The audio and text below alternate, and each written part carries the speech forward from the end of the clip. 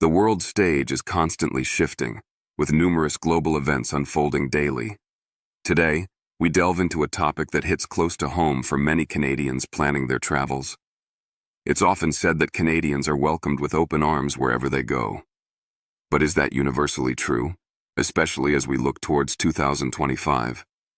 What occurs when the passport that once elicited smiles suddenly results in being turned away at international borders? Stay with us as we explore the complex factors leading to these changes, and we'll provide our conclusions at the end of this video. From sudden visa policy changes to political tensions that have flared up seemingly overnight, a selection of nations has subtly signaled that Canadians might not be on the guest list anymore. This isn't about barring entry to war zones. We're discussing destinations that were once popular tourist favorites. Why are borders becoming less welcoming to citizens of one of the world's traditionally most polite nations? Could it be diplomatic disagreements, escalating global unease, or perhaps something less apparent driving these shifts? Some of the countries experiencing these changes might genuinely surprise you.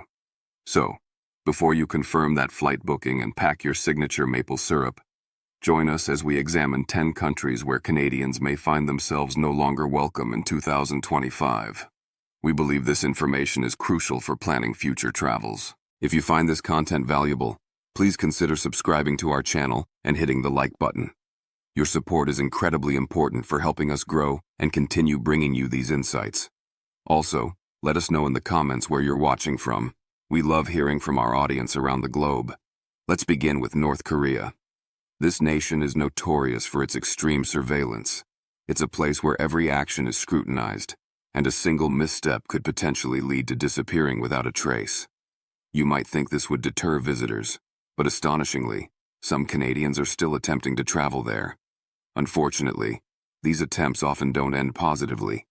North Korea has always been shrouded in mystery, a perplexing enigma on the global map.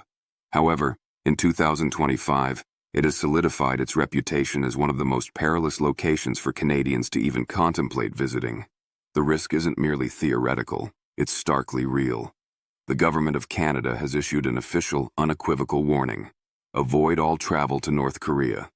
This isn't a suggestion born out of excessive caution.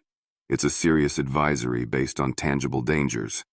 There have been documented instances where Canadian citizens have been detained, subjected to intense interrogation, and left completely isolated from any external assistance.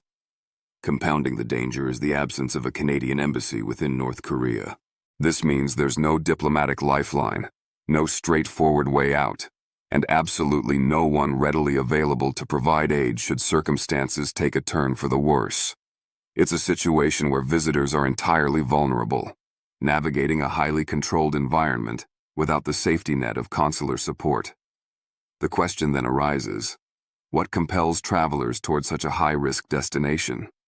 Is it an insatiable curiosity, a desire to witness the forbidden, or perhaps the allure of danger itself, the thrill of venturing into the unknown? Despite the severe warnings and evident risks, you would be genuinely shocked by the number of individuals who still apply for entry, only for many to vanish into silence, their fate unknown. In a country where even expressing a dissenting opinion can result in imprisonment, one must seriously question if the potential experience, however unique, is truly worth the gamble. The potential consequences are severe, ranging from prolonged detention to worse, making North Korea an exceptionally hazardous choice for Canadian travelers in the current climate. Please, make sure to watch this video through to the end, as we will be summarizing the key takeaways and offering our concluding thoughts on this evolving global travel landscape. Now, let's turn our attention to a neighbor, the United States. It might seem counterintuitive for the U.S. to appear on a list like this, given the historically close ties and vast shared border with Canada. Yet, here we find ourselves discussing unexpected difficulties. In 2025, the relationship dynamic between Canada and its southern neighbor has encountered unforeseen turbulence, creating snags particularly for certain groups of Canadians. Academics, journalists, and even individuals who simply look suspicious to border officials are reportedly facing increased scrutiny. This isn't just anecdotal. Canadian university faculty associations have formally cautioned their members against traveling to the U.S. These warnings stem from a growing number of reports detailing detentions, aggressive questioning tactics, and outright denial of entry, often without any clear explanation provided. One might assume that possessing a Canadian passport guarantees protection and smooth passage. However, the reality on the ground suggests otherwise. What happens when being Canadian is no longer sufficient assurance? U.S. border agents now wield expanded powers, allowing them to search personal devices, seize property, and repatriate individuals without necessarily offering a specific justification. The number of Canadians who have been turned back at major airports or subjected to lengthy, stressful interrogations at land crossings is alarmingly high and rising. How did the situation deteriorate to this point? And perhaps more critically, who might be next affected by these stringent measures? The traditional ease of cross-border travel seems to be eroding, replaced by an atmosphere of uncertainty and heightened vigilance that is impacting Canadians who previously traveled south without issue. This shift highlights a potentially changing landscape in North American border relations, demanding careful consideration from Canadian travelers planning trips to the United States. Moving across the globe, let's discuss Brazil. One might expect a nation celebrated for its vibrant carnival, sun-drenched beaches, and infectious samba rhythms to consistently extend a warm welcome mat to international visitors. Brazil has long been a favored destination for tourists seeking lively culture and stunning natural beauty. However, the travel landscape shifted dramatically in 2025, and unfortunately for Canadians, the change was not in their favor. In a move that caught many travelers off guard, Brazil reimposed visa requirements specifically for Canadian citizens. That's correct. After a period of enjoying visa-free travel privileges, Canadians are now being informed that entry isn't as straightforward as it once was. As of April 10, 2025, the Brazilian government officially reinstated entry visa mandates. What prompted this significant policy reversal? According to official statements, the decision is rooted in the principle of reciprocity. Since Canada requires visas for certain Brazilian nationals wishing to enter its borders, Brazil decided to mirror this requirement, applying similar stipulations to Canadians. While the stated reason is diplomatic parity, the practical impact on travelers is substantial and creates more hurdles than the simple explanation suggests. Canadian travelers planning a trip to Brazil are now confronted with a bureaucratic labyrinth.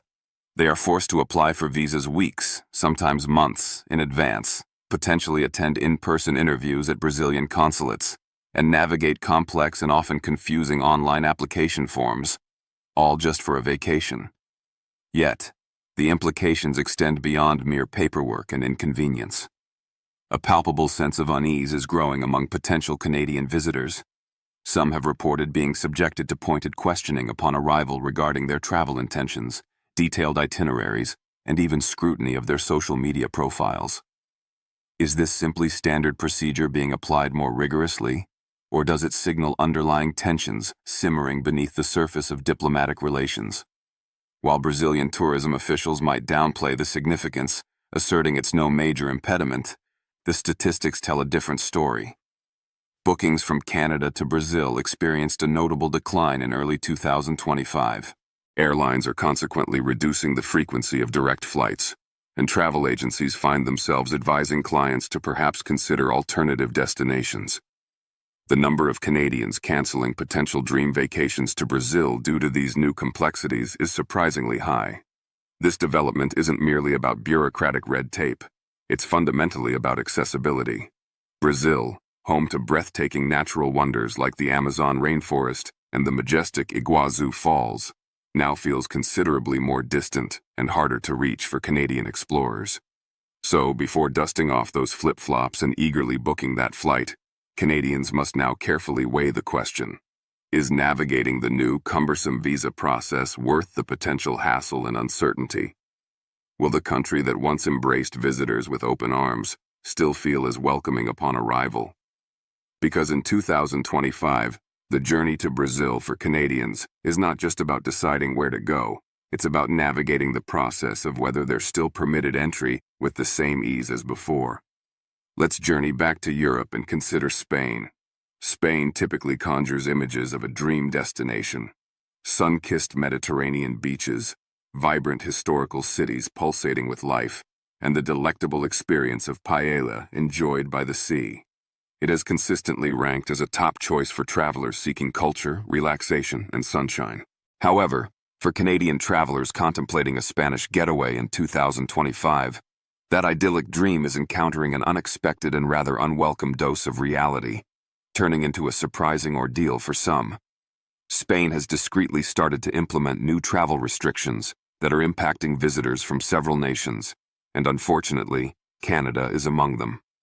You would be taken aback by how rapidly the situation has shifted. Once a European hotspot eagerly visited by Canadians, Spain now presents fresh entry obstacles.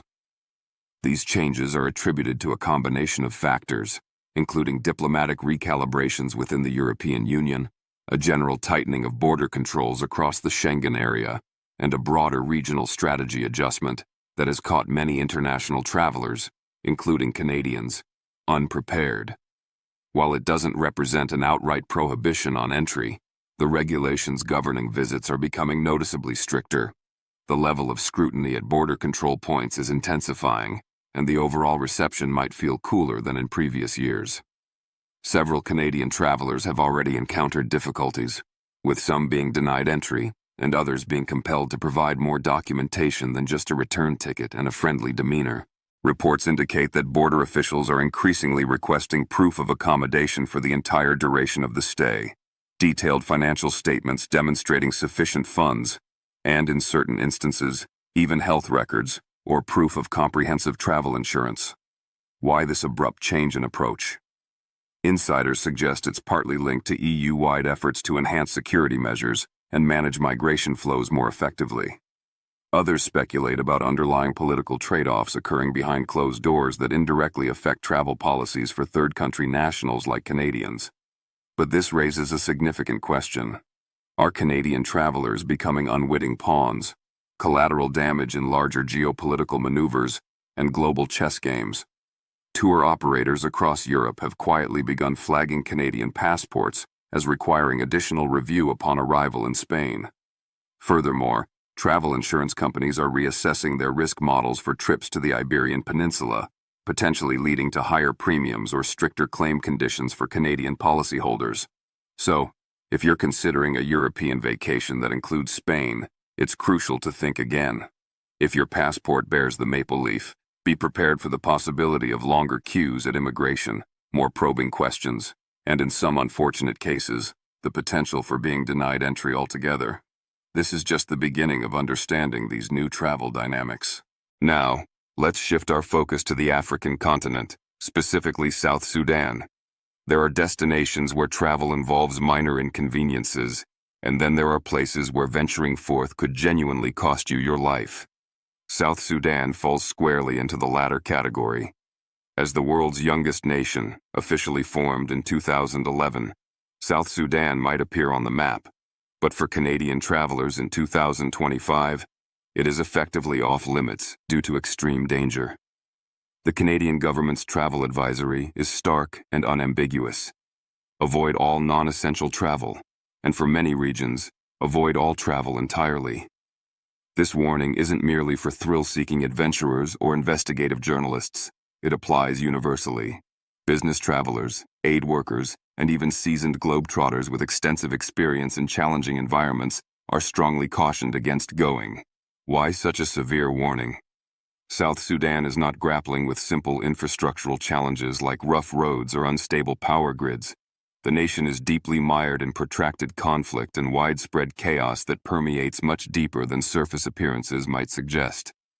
The situation on the ground is characterized by violent clashes between rival factions, the pervasive presence of heavily armed militias operating outside government control, and a landscape dotted with unpredictable checkpoints often manned by unaccountable forces. It's an environment where personal safety is a precarious concept that simply cannot be guaranteed. You would be shocked at how swiftly an ordinary trip, perhaps to a local market or between towns, can escalate into a life-or-death scenario. And here lies the most chilling aspect. Canadian citizens who find themselves in emergencies within South Sudan face extraordinarily limited options for assistance. Canada currently has no established embassy presence within the country. Furthermore, local authorities are often unable, or in some cases unwilling, to provide reliable protection or support to foreign nationals. This means that even your home government cannot guarantee help if things go wrong. Essentially, travelers are isolated and exceedingly vulnerable. In early 2025, humanitarian organizations confirmed a disturbing increase in attacks specifically targeting foreign nationals. There have been documented cases where individuals were detained arbitrarily, others were robbed, and a few simply vanished without explanation. This isn't fear-mongering. These are documented harsh realities. What might possibly draw anyone to such a perilous place? Some are involved in essential oil contract work, others participate in vital peacekeeping missions, and many are engaged in indispensable NGO humanitarian efforts. However, here's the critical catch. These essential roles often lack adequate security protocols or guarantees of safety. Reports have surfaced of Canadians being lured into the country under the guise of meaningful work, only to find themselves trapped in volatile evacuation zones with no easy way out. Canadians hoping to visit friends or family residing in the region are confronted with heart-wrenching decisions, weighing personal connections against extreme personal risk. With air travel sporadic at best, and numerous land borders partially closed or controlled by rebel forces, even attempting to leave South Sudan can transform into a high-stakes, perilous operation. So, before you input South Sudan as a destination, or dream of contributing to efforts in this challenged land, ask yourself a critical question. How far is too far when it comes to personal safety? Because in South Sudan, even a seemingly small step can lead directly into the vast and dangerous unknown. A journey there might very well be a trip from which you never return. Next on our list is Somalia. Some travel destinations merely push the boundaries of your comfort zone. Somalia, however, fundamentally tests your survival instincts. Somalia stands, without any shadow of a doubt, as one of the most hazardous places on Earth for Canadian travelers to venture into in 2025. And yet, despite the overwhelming risks, some individuals still attempt the journey. But here's the stark reality. Many who go do not return unscathed, if they return at all. Canadian authorities are not mincing words with their travel advisories. They strongly advise against all travel to Somalia. This isn't a recommendation to reconsider plans or to proceed with caution. It's a full-stop red alert warning. The reasons are multifaceted and severe. Widespread terrorism, an ongoing and complex civil conflict, rampant piracy along its extensive coastline, and a staggering lack of effective government control over significant portions of the country, especially outside major urban centers. You would be shocked to learn how many Canadians have been kidnapped in Somalia in recent years. Some have been held for ransom, while others have simply disappeared without a trace, leaving families in agonizing uncertainty. Armed groups operating throughout the country frequently target foreigners. In this volatile environment, being Canadian offers no shield of protection. Rather, it can act like a spotlight, potentially making you a more visible target. Even relatively larger cities like Mogadishu provide minimal safety guarantees. Hotels, airports, government buildings, and even public spaces are all potential targets for attacks. Unlike more stable nations with robust infrastructure, Somalia lacks the resources and systems to respond effectively or quickly to threats or emergencies. If you find yourself in a crisis situation, assistance might be hours, days, or potentially never forthcoming. Furthermore, there are growing concerns about the spread of misinformation on social media platforms. Some adventure travel influencers might downplay the inherent risks, presenting a sanitized or misleading picture of the country. It is crucial not to be deceived by such portrayals. What might appear as an intriguing visit to a remote village on a YouTube channel could, in reality, mask a far more dangerous and unpredictable situation. The Canadian government works closely with international allies to monitor the situation in Somalia, but consular access is incredibly restricted. If a Canadian citizen is arrested, injured, or worse, the possibility of rescue or intervention is extremely limited. Still contemplating a trip for business, charitable work, or journalism? Here's a sobering wake-up call. Several international organizations have already withdrawn their staff from Somalia in 2025 due to escalating threats and the inability to ensure their safety. The few international personnel who remain are typically operating under heavy military escort, confined behind fortified walls, and subject to constant surveillance. So, here's the crucial question to ask before considering any travel to Somalia. Is there any reason compelling enough to justify risking everything? Continuing our survey of challenging destinations, we arrive at Syria. There's an undeniable presence of history in the Syrian air, thousands of years of civilization layered upon its lands. Yet, beneath the ancient ruins and priceless relics lies a contemporary reality far more dangerous than its historical allure might suggest. Syria remains one of the most hostile and perilous environments globally for Canadian travelers in 2025. It's not merely about the aftermath of war. It's about the ongoing conflict and its devastating consequences. The landscape is scarred by bombed-out cities, a fragmented and ineffective governance structure, the roaming presence of various militias with shifting allegiances, and a treacherous minefield of unpredictable loyalties and power struggles. This complex and volatile situation makes the country exceedingly difficult and often impossible to navigate safely. The Canadian government issues a clear and stern warning: avoid all travel to Syria. You would be shocked at how many people still attempt to enter, perhaps drawn by deep family ties, essential humanitarian efforts, or a sense of connection to a land that once flourished culturally and historically. However, what they often encounter instead is a patchwork of heavily armed zones where a Canadian passport offers very little protection and, in some circumstances, might even make one a target. In 2025, aerial strikes are still a reality in parts of the country. Civilians continue to be caught tragically in the crossfire between warring factions.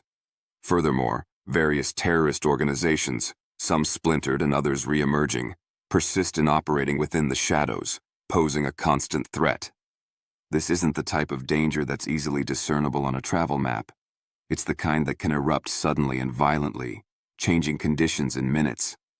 When traveling in Syria, you're not just risking your personal safety, you are fundamentally risking your freedom and potentially your life. There have been multiple confirmed reports of foreign nationals, Canadians included, being arbitrarily detained without recourse to due process or legal representation. In many areas, the lines blur entirely between official law enforcement and the militias they once fought against, creating an environment of impunity and unpredictability. Once inside Syria, attempting to leave can become a maze with no clear map or guaranteed exit. Even established Canadian organizations attempting to provide vital aid face severe restrictions, constant surveillance, and direct threats. Their teams often work under immense pressure, sometimes requiring emergency evacuation at a moment's notice. If you believe you're protected because you're traveling with a recognized humanitarian mission, it's crucial to reconsider that assumption. Syria is not simply recovering from conflict, it remains deeply entrenched in it. So, before you dream of wandering the ancient streets of Damascus or exploring the historical ruins of Palmyra, remember this critical point. The past may indeed be beautiful and captivating, but the present in Syria is harsh and unforgiving. Our next country is Sudan. It's one of those nations that often fades from international headlines, only to explode back into focus with sudden intensity. And in 2025, it has certainly done so. Sudan is currently gripped by some of the most severe internal conflict witnessed in decades. For Canadians, this translates into one stark reality: do not travel to Sudan. The events unfolding on the ground are nothing short of chaotic and extremely dangerous. You'd be shocked to discover how rapidly an entire major city can shift from a perceived safe zone to an active evacuation zone, sometimes within the span of a single day. The ongoing civil war has once again fractured the country. Various armed groups now control key infrastructure, including major roads, significant cities, and even airports, making movement within the country incredibly perilous. In April 2025, numerous foreign nationals found themselves trapped during a surprise siege of Khartoum, the capital. Among those caught in the crossfire were Canadian aid workers. Some required extraction by emergency rescue teams operating under hazardous conditions. Others, tragically, were not as fortunate. Canada has officially closed its embassy in Sudan due to the untenable security situation. As a result, Consular support for any Canadians remaining in or entering the country is now handled remotely, contingent on whether communication lines are even functional. Frequent power outages, blocked internet access, and crumbling infrastructure mean that obtaining help in an emergency could be nearly impossible. Reports of widespread looting, mass displacement of civilians, and even forced conscription by rebel groups are rampant. If you happen to be caught in the wrong place at the wrong time, your options for assistance are severely limited. And yes, Canadians have been specifically targeted in the past, not necessarily due to their nationality itself, but because of what they represent as foreign nationals in a conflict zone. Even attempting to cross borders into neighboring countries has become unstable and dangerous. Therefore, once you are inside Sudan, you are not just stepping into a danger zone. You are effectively stepping into a trap with limited escape routes. What draws people to Sudan amidst such turmoil? Some are trying to reconnect with family. Others are driven by a hope to provide aid. But the reality on the ground does not recognize good intentions. It is governed solely by the harsh calculus of survival. So, before considering any travel to Sudan, ask yourself, is it truly worth the risk? Could this be the journey from which you might never return? Let's examine South Africa. It's a nation renowned for its breathtaking landscapes, incredibly diverse cultures, and a historically booming tourism industry that attracts visitors from all corners of the globe. From the iconic Table Mountain overlooking Cape Town to the vast wildlife reserves teeming with life, South Africa offers a wealth of experiences. However, as we navigate 2025, South Africa is rapidly becoming a destination where Canadians are increasingly rethinking their travel plans due to significant safety concerns. You would be shocked to learn that South Africa, despite its undeniable attractions, currently ranks as one of the most dangerous countries worldwide for travelers, including Canadians. Certainly the allure of its beautiful beaches and the thrill of encountering wildlife on safari might initially suggest a tropical paradise. Yet beneath this picturesque surface, a complex and troubling web of issues persists. High crime rates, significant political instability, and ongoing economic turmoil are creating an environment fraught with risk. South Africa's crime statistics are among the highest globally, particularly in major urban centers like Johannesburg and Cape Town. Violent crime, including armed robberies, carjackings, and physical assaults, is unfortunately on the rise. Canadian travelers have sadly found themselves caught in the crosshairs of this violence. Tourists, especially those who may be unfamiliar with local dangers and high-risk areas, are often perceived as prime targets by criminals. In 2025, Canadians traveling to South Africa are explicitly warned by their government to exercise extreme caution at all times. Updated travel advisories strongly urge visitors to avoid certain neighborhoods and areas altogether, especially after dark. In many regions across the country, even local residents feel the tangible effects of this pervasive instability and insecurity. Consequently, security measures have been significantly ramped up in tourist areas and affluent neighborhoods, but so too has the prevalence of violent incidents. The stark reality is that genuine safety can be elusive, and even the most experienced and cautious travelers can find themselves vulnerable. But it's not solely the issue of crime that raises concern. The country's economic instability is pushing more and more South Africans into desperate circumstances. This economic pressure contributes to social unrest and makes theft and violence an unfortunate necessity for survival for some individuals. With unemployment rates staggeringly high and inflation running rampant, even the local population faces an arduous uphill battle daily. Therefore, before you plan your next safari adventure or dream of hiking the famed Table Mountain, ask yourself a critical question. Is the undeniable beauty of South Africa worth risking your safety and peace of mind in a place where danger could potentially lurk just around the corner? Finally, we arrive at Germany. This nation is widely recognized as a powerhouse of history, culture, and economic strength in the heart of Europe. Yet, in the landscape of 2025, Germany is exhibiting signs of becoming a less welcoming destination for Canadian travelers than it once was. At first glance, Germany might seem like the perfect European getaway. Berlin offers a vibrant, pulsating nightlife. Munich boasts its famous beer gardens and rich Bavarian traditions, and the charm of the Bavarian Alps provides stunning natural beauty. These attractions place Germany firmly on the bucket list for many travelers worldwide. However, if you dig a little deeper, you might be surprised by the shifts occurring in 2025.